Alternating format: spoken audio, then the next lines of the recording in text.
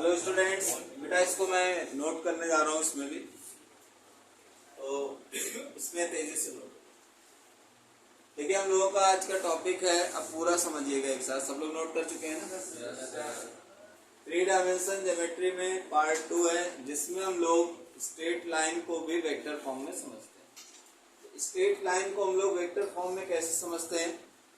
जैसे मान लीजिए हमारे पास 2 वेक्टर दिए गए हैं, उस 2 वेक्टर से हमें वेक्टर फॉर्म में एक सिंपल इक्वेशन ऑफ लाइन लानी है, जिसे कहते हैं सरल रेखा का समीकरण। तो जब सिंपल इक्वेशन ऑफ लाइन लानी है तो वो होता है are vector equal to A vector plus lambda B vector.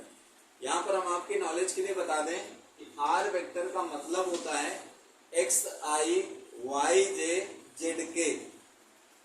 समझ रहे हैं? ए वेक्टर का मतलब है a1i b1j c1k। B vector का मतलब है a1 a2i b2j c2k। इस तरह से ही अपने आप में वेक्टर हैं। इसके बाद 2 बिंदुओं से होकर जाने वाली रेखा का समीकरण, equation of straight line passing from 2 points के लिए R vector equals to A vector plus lambda B minus A vector.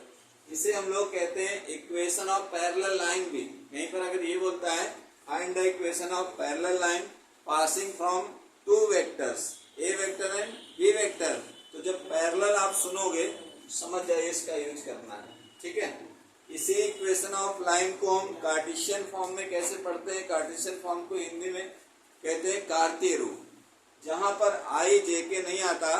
Vectors को जो दिखते हैं जैसे a1i b1j c1k, तो उनके कोएफिशिएंट यूज करते हैं। आई जे क्या हटा देते हैं, तो उसमें 1 पॉइंट के लिए x minus x1 upon a, y minus y1 upon b, z minus z1 upon c. यहाँ एक और इम्पोर्टेंट पार्ट है, ये जो ए बी सी है इसको हम लोग डायरेक्शन रेशियो कहते हैं। ए बी सी को क्या कहते हैं? Direction ratio. अगर कोई ये कह दे कि इस तरह आपको एक इक्वेशन ऑफ लाइन हम दे रहे हैं, इससे आपको डायरेक्शन को साइन निकालना है, cos alpha cos beta cos gamma, तो कुछ परेशान होने की जरूरत नहीं है। इनके नीचे जो नंबर्स लिखे हैं ए बी सी, इसी को ले लीजिए। कॉस अल्फा बराबर ए अपॉन अंडर रूट ए स्क्वायर बी स्क्वायर सी स्क्वायर करिए। कॉस बीटा बराबर बी अपॉन अंडर रूट ए स्क्वायर बी स्क्वायर सी स्क्वायर करिए। कॉस गामा बराबर सी अपॉन अंडर रूट ए स्क्वायर बी स्क्वायर सी स्क्वायर करिए। आपको डायरेक्शन कोसाइन मिल जाएगा। और फिर डायरेक्शन कोसाइन को ही डायरेक्शन रेशियो भी हम लोग कहते हैं। उसको एल एम और एन से डिनोट कर लेंगे। तो कभी भी अगर इक्वेशन ऑफ लाइन इस तरह से दी गई है कार्टेशियन फॉर्म में और आपको डायरेक्शन कोसाइन निकालना पड़े तो कंफ्यूज होने की जरूरत नहीं है। इसके जो अपॉन की संख्याएं होती हैं यही डायरेक्शन कोसाइन का डायरेक्शन रेशियो की तरह काम करती है। दूसरी चीज मैंने लास्ट टर्म पे एक चीज समझाई थी कि यहाँ पर ये देखिए, ये भी x2 minus x1 y2 minus y1 z2 minus z1। अगर आपको याद हो तो लास्ट टर्म पर मैंने कहा था कि अगर जब आपके पास 2 पॉइंट्स हो तो उससे भी हम लोग डायरेक्शन कोसाइन निकाल सकते हैं। तो मैंने एक फॉर्मूला बताया था डिस्टेंस बिटवीन 2 पॉइंट का, PQ बराबर स्क्वायर रूट के अंदर x2 माइनस x1 का whole square, y2 minus y1 का whole square, z2 minus z1 का होल स्क्वायर। और वहां से भी बताया था कि डायरेक्शन रेशियो इससे भी निकाल सकते हैं, x2 minus x1 upon PQ, y2 minus y1 upon PQ, z2 minus z1 upon. वहां पर भी मैंने ये बताया था। सेम चीज यहाँ पर भी आई है। अब इसके बाद मोस्ट इंपॉर्टेंट फैक्टर है एंगल बिटवीन 2 लाइंस। तो यहाँ पर हम लोग एंगल बिटवीन 2 वेक्टर नहीं देख रहे हैं, एंगल बिटवीन 2 लाइन, 2 रेखाओं के बीच का कोण निकालना चाहते हैं। 2 रेखाओं को हम लोग, एक रेखा को ए वेक्टर से डिनोट किया, दूसरी रेखा को बी वेक्टर से डिनोट किया। तो फिर यहाँ पर cos theta equals to A vector dot B vector upon mod of A and mod of B vector. इनकी वैल्यू रख के डॉट प्रोडक्ट करेंगे तो ये लोग आते। उसमें 2 कंडीशन हमेशा होती हैं, एक परपेंडिकुलर की कंडीशन लंबवत की, दूसरी पैरेलल की समांतर की। जब जब ये परपेंडिकुलर होंगे ए डॉट बी 0 होगा। अगर इनके अंदर की वैल्यू करें तो L1 L2 M1 M2 N1 N2 0 आएंगे। जब भी इनके पैरेलल की बात होती है थीटा हमेशा 0 होता है। L1 L2 M1 M2 और N1 N2 रेशियो में आते हैं।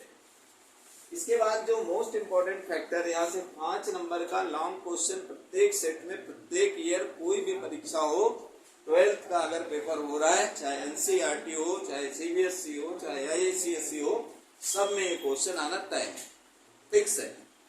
उसके लिए क्वेश्चन क्या है, यहाँ पर बात है shortest distance between two lines, दो रेखाओं के बीच की न्यूनतम दूरी का पता लगाना। तो ये दो तरह से देखते हैं। तो यहाँ पर शॉर्टेज डिस्टेंस फॉर्मूला किसके लिए हो गया, डिस्टेंस का फॉर्मूला हो गया।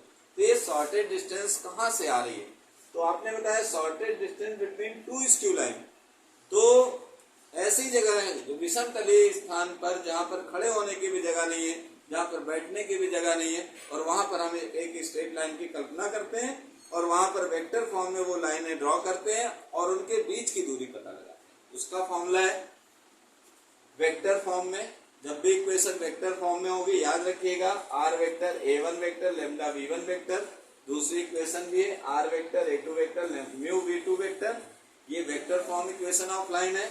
इससे जो फॉर्मूला है most important formula h d बराबर a2 vector minus a1 vector. Calculation में भी कंफ्यूजन नहीं होनी चाहिए। v1 vector cross v2 vector, हम लोग क्रॉस प्रोडक्ट निकालना जानते हैं। इसके बाद mod of v1 vector v2 modulus भी जानते हैं। मॉड्यूलस से क्या होता है, आई जे के हट जाता है, ठीक है। रेशियो कर देंगे एच डी मिल जाएगा।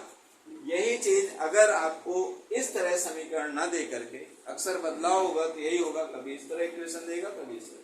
जब ये Cartesian form equation of line देगा तो ध्यान रखना है x minus x1 upon L1, y minus y1 upon M1 and z minus z1 upon N1 equal to lambda आएगा।